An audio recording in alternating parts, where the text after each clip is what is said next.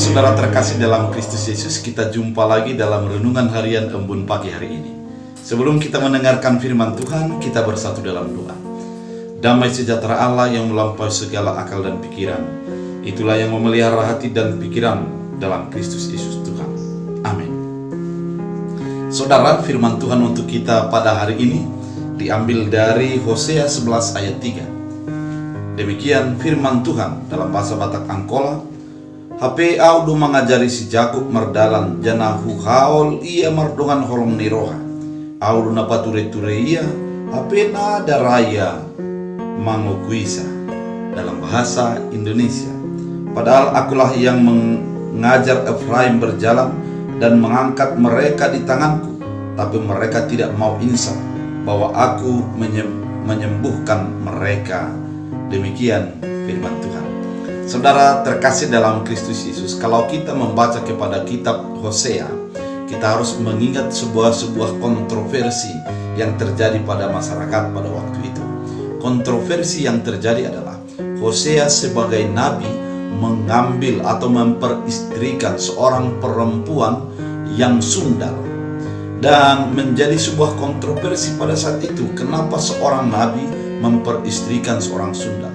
Namun Hosea menjawab dengan jelas adalah sebagai simbol daripada pengkhianatan umat Allah ataupun perselingkuhan umat Allah kepada Allah, oleh karena mereka lupa akan Allah sebagai mempelai laki-laki bagi kehidupan mereka. Apa yang terjadi?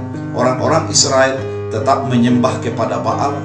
Mereka membuat kesukaan hatinya, apa yang menjadi menyenangkan bagi dirinya, kemudian bertanya ataupun melakukan interaksi dengan para petenun-petenun yang ada di sekitar bangsa itu pada saat itu.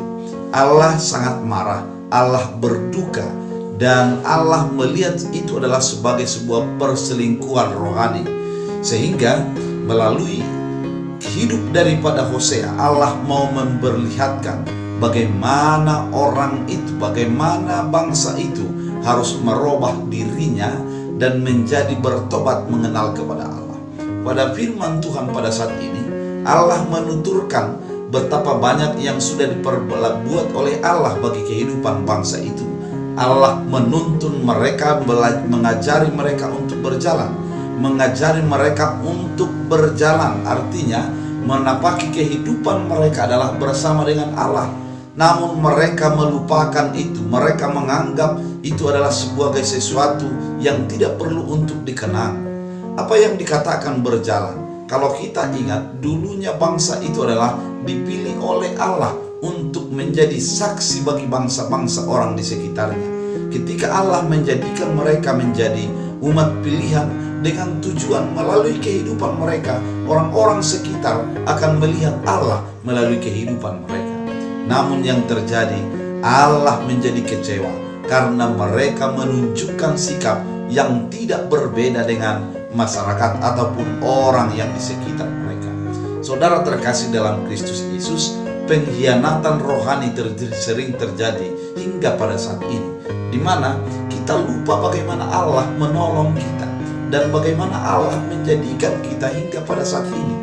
Saat ini adalah pada hari-hari terakhir untuk mengakhiri tahun 2020. Mari kita bayangkan betapa baiknya Tuhan memberkati, menyertai kita setiap hari-hari dalam kehidupan kita. Dan mari kita bayangkan betapa dahsyatnya sebuah persoalan, yaitu wabah yang menyebar di dunia ini pada saat ini. Namun sampai pada saat ini Allah masih tetap menuntun kita hingga kita bisa di penghujung tahun 2020. Saudara terkasih dalam Kristus Yesus, ini merupakan sebuah peringatan bagi kita bahwa kita harus mengingat bagaimana Allah memperlakukan kita sebagaimana orang Israel diperlakukan, disayangi, dan dituntun oleh Allah dalam kehidupannya. Demikianlah kita sebenarnya dituntun Allah untuk menjadi sesuai dengan kehendak Allah. Oleh karena itu, ketika kita melupakan Allah, Allah akan menjadi sangat sedih. Allah menjadi berduka oleh karena sikap yang tidak mengingat Allah. Mari ingat Allah di dalam setiap langkah-langkah hidupmu. Mari sembahlah Tuhan di dalam apa yang engkau lakukan. karena dengan demikian engkau akan menjadi sebagai cerminan ataupun menjadi saksi Allah di dalam kehidupan sehari-hari.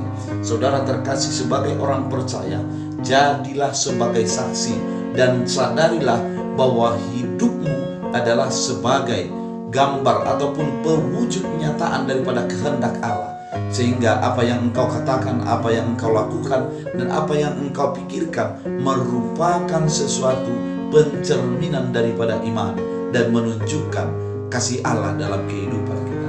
Oleh karena itu, saudara terkasih dalam Kristus Yesus, ingatlah Allah dan tetaplah berpegang beriman kepada Allah, karena Dia sudah menyertai, membimbing, dan telah melewatkan kita melewati hari-hari yang sudah kita jalani. Oleh karena itu, mari tetap beriman dan teguhlah beriman. Tuhan Yesus memberkati. Terima kasih Bapa, Engkau mengingatkan kami sebagaimana orang Israel melupakan Allah dalam kehidupan mereka.